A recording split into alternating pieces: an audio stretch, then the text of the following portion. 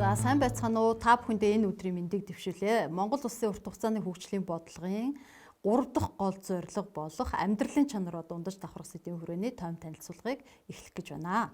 За энэ хүрээнд бид юуны өмнө амьдралын чанараа дундаж давхрахын маань онлынхоо хувьд чухал юм бэ тийм ээ. Яагаад энэ алсын хараа 2050 гэдэг энэ бодлогын нэг гол зорилго болоод орчваа гэдэг дээр төвлөрж ярих нь зүйтэй хаа гэж бодож байна. За юуны өмнө амьдралын чанар гэдэг ийм ойлголт бий. За ерөнхийдөө бол ард иргэдийн маань амьдралын бодит нөхцөл байдал нь ямар байна? За иргэд маань тэрхүү амьдралдаа хэр зэрэг сэтгэл ханамжтай байна вэ гэдгийг тодорхойлоход ашиглагддаг энэ ойлголтыг амьдралын чанар гэж байгаа. За харин амьдралын чанар буюу нөхцөл байдлын хувьд харьцангуй сайн ийм нийгмийн бүлгийг бол дундаж давхар гинэ гэсэн ийм нийтлэг жишг бол байдаг. За дэлхийн улс орнууд мэдээж хэрэг эдийн засгийн нөхцөл байдал, нийгмийн хөгжил, хүн ам зүйн төлөв тийм ээ бүхий зүйлээрээ харилцан ялгаатай учраас дундаж давхаргын талаарх нэгдсэн тодорхойлтыг бол гаргах боломж хязгаарлагдмал байдаг. За харин алсын хараа 2050 гэдэг энэ бодлогын баримтчигт мэдээж өөрийн улс орны онцлогийг харгалзсан байдалтайгаар нийгэм, эдийн засаг соёл сэтгэл зүйн шинжтэй хэмжээсүүдийг хамттан оруулах замаар дундаж давхрыг бол тодорхойлсон байгааг та бүхэн харж байгаа. За амьдралын чанар ба дундаж давхар гэдэг энэ хоёр ойлголт бол өөр хоорондоо нэгт уялдаа холбоотой байдаг. За учир юу гэхээр бид дундаж давхрыг хэдий ч нэ өргөжүүлэлт хэлнэв тэр хэмжээгээр ард ирдийн амьдралын чанар сайн байх нөхцөл боломж бол бүрддэг байх нэ. За түүнээс гадна эдийн засаг, нийгэм, соёл, улс төр сэтгэл зүйн хүрээнд тийм ээ хамгийн эерэг үр нөлөө үзүүлдэг гол бүлэг маань дундаж давхаргах юм байдаг.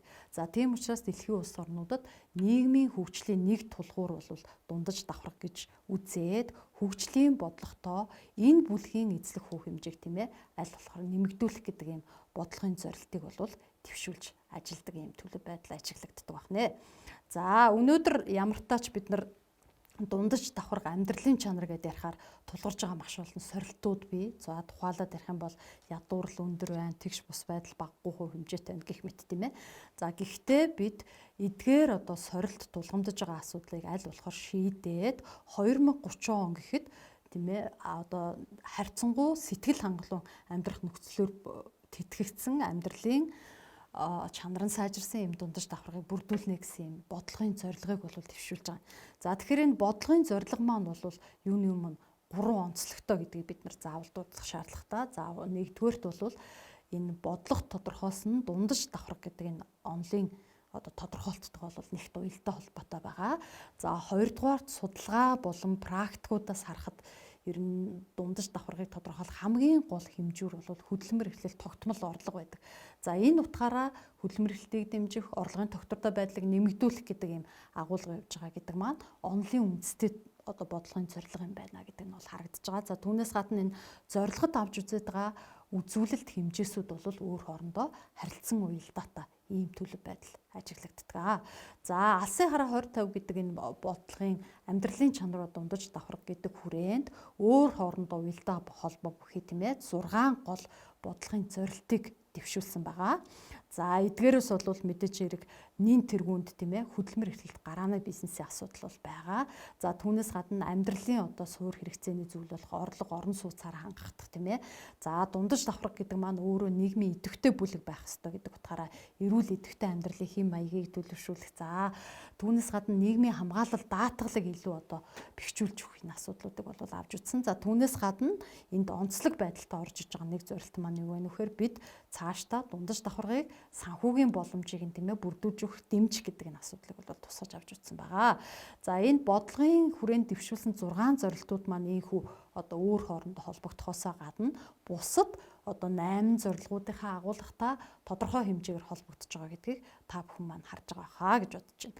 За алсын хараа 2050 бодлогын амьдралын чанараа дундаж давхаргын хүрээнд дэвшүүлсэн зорилт стратегиуд маань хэр зэрэг биелж вэ гэдгийг тодорхойлох шалгуур үзүүлэлт болон үр дүнг тодорхойлсон байгаа. За юуны өмнө 2050 он гэхэд хүн амын амьдралын чанарыг аль болохоор сайжруулж дундаж давхаргын эзлэх хэмжээг бол 80% хүргэнэ гэсэн юм бодлогын зорилттой уялдуулсан хүрх үр дүнг тодорхойлсон байгаа. За амьдралын чанараа дундаж давхрах гэдэг зорилтын хүрээнд дэвшүүлсэн зорилт стратегиуд хэр төвшөнд биелсэн бэ гэдгийг тодорхойлох шалгуур үзүүлэлт болон хүрх үр дүнг авч үзсэн байгаа. За энд бол үндсэн 3 шалгуур үзүүлэлтийг тодорхойлсон.